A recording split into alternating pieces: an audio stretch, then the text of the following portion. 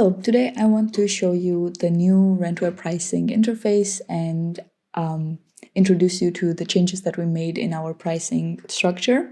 With a recent update, we introduced a new pricing interface and a new pricing unit, and I wanted to show you how to use those today.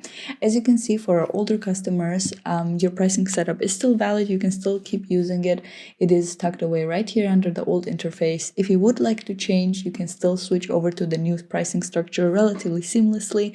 But today I want to focus on the two new things that we introduced. So in the new options, you have an option of setting up your pricing in two ways. You can either set up your pricing per item or per duration. When you set up your pricing per item, that gives you a possibility of giving a fixed price for an item.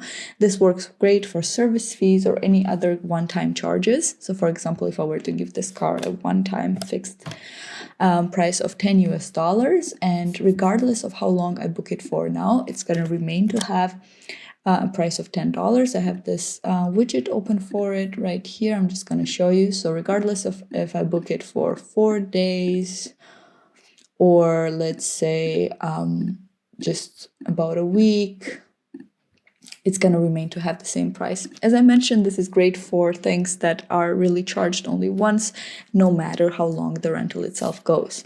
Now, the other option, this is more popular, obviously, with rental items such as cars, subs, bikes, motorcycles, and so on, is a rental that gets charged according to the duration of the rental.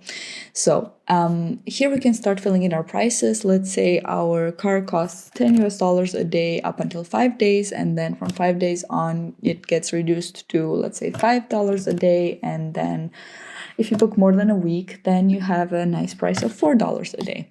Obviously fantasy prices for the sake of this example. Now, I've been saying per day up until this point. I need to make sure that I communicate that we have two different kinds of days in Rentware. And this one is the new pricing unit that we introduced. It's a started day. So a started day is basically a started cycle of 24 hours. And the other option is obviously the calendar day. That just is a day on the calendar. So if I were to rent from Monday to Tuesday in calendar days, that is 2 calendar days. And if we're thinking of started days, then we would need to consider how many hours exactly the rental was. So if I picked up on Tuesday at 10 a.m. and gave back the car on Wednesday at 10 a.m., we're still within one started day. But if I were to give it back at 11 a.m., we're at 25 hours. So the second 24-hour cycle has started. We are looking at 2 started days. So the started day is the new unit we introduced. Otherwise, you also still have options of setting up your prices per minute, per hour, and per night. Obviously, I just want to make the distinction between these two clear. So with this new pricing, how is it going to work? How is it going to look for the customer? So if I refresh this page, so I get the newest data and I start and I try to book, let's say, how many would these be? 2 started days. Then we're looking at $20. That makes perfect sense. Now, if I were to go ahead and 1, 2, 3, 4, 5, let's do 5 started days. Now, of course, my price is going to change. It's going to get reduced to $5 a day.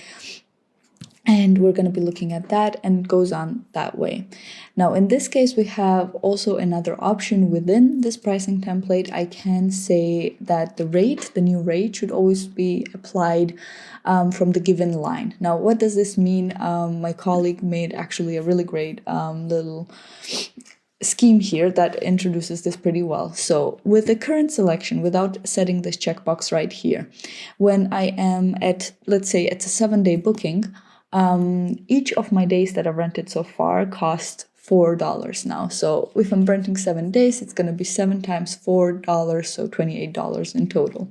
If I were to set this checkbox right here, then my pricing will start to get calculated differently. So 1 to 5 days will be calculated with $10 a day.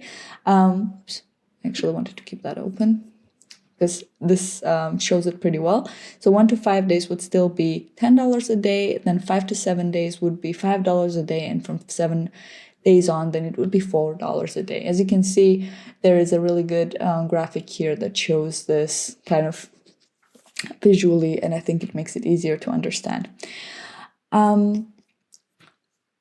Now you can also see that there is a little toggle here where you can change between a simple and a complex mode. I just want to make sure that I explain what the distinction there is. You can use simple pricing as long as you remain within 1 unit. So if your prices are set up, they're always per hour, per day, per night, then you can remain within the simple mode.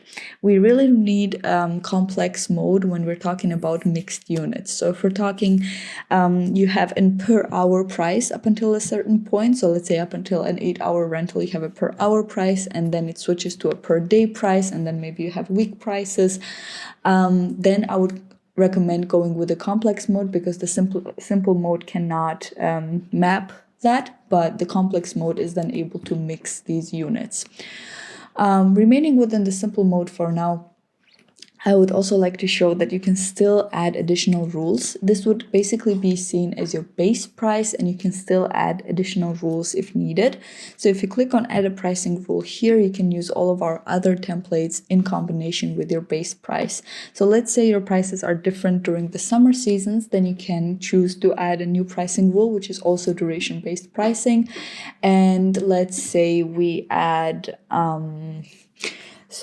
let's say we have a more of an expensive rental in the summer. We say from 1 to 5 days we have a $20 per day. From 5 days on we have 15, and from 7 days on we're looking at 10. Now I can give this a time restraint, and in this case, since we're talking about summer, I can define date ranges. Let's say from June up until August.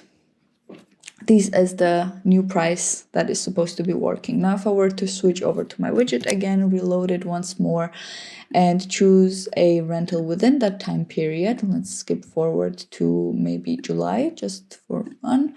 And if I, let's do actually 2 days, just so it's easier to see the difference.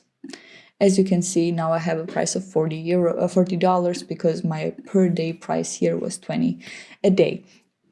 These prices are still working normally outside of this date range. So if I go back to May and book the same amount right here, then I'm still looking at my normal $20 a day. So we really need to define only the exception periods here, not the rules. You can also combine our new pricing with the other pricing rules. I'm just going to show one more example of adding a rule with prices for specific periods. This allows you to offer your clients stuff like weekend specials, for example. So if I were to say, if a client picks up a car on Friday and brings it back on Monday, I give him a special price of let's say $15.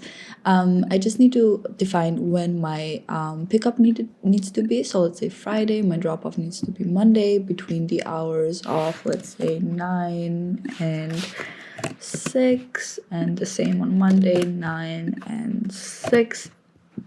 If I were to add this rule, okay, save this, and then reload my page right here, then I can test it out. So on a normal day, so for example from Tuesday to Thursday, my normal starter day price is going to be working. And then if I were to book from Friday to Monday, then I have a whole different price. Oh, I think I forgot to give this a price. Yes, I did. Let's save this and try this again. I mean, it worked correctly, but let's just try it again. So if I were to book from Friday to Monday from 9 to 6, then I have the special price of €15. And this is going to work also throughout the entire year. But if I wanted to work it only during a certain type of period, then I can also define a date range or limit it to in a different way. So these are our new pricing rules, as said, in your pricing unit. And also here, as I said, you can still mix units. So if I were to change over to the complex pricing, then I get a different kind of interface. This is very close to the old interface, but also has the new started day unit right here. It also has the old unit of exactly 24 hours. That one works a little bit differently because this doesn't charge you for a started 24 hours. It charges you for a completed 24 hours. So if I were to book something for only 8 hours, for example, that would not be defined. Therefore, it would charge me only $0. That one is used a little bit less. The starter day is a bit more relevant, but as I said, here you are able to mix the values a little bit. So I could say that 1 hour is $10, and then I don't know, 5 hours are let's say 40, and €2, $2 for each further hour. Let's do it like this, per hour. And then if I were to book a full day, then we're looking at let's say, I don't know, $80. So if I were to mix units like this, then that would be possible only with the complex mode, but in the simple mode you remain within 1 unit, and this is more the common way of setting up prices. I hope this video was helpful. If you have any problems, as usual, you can always reach out to us on our support email or on our phone number. Thank you.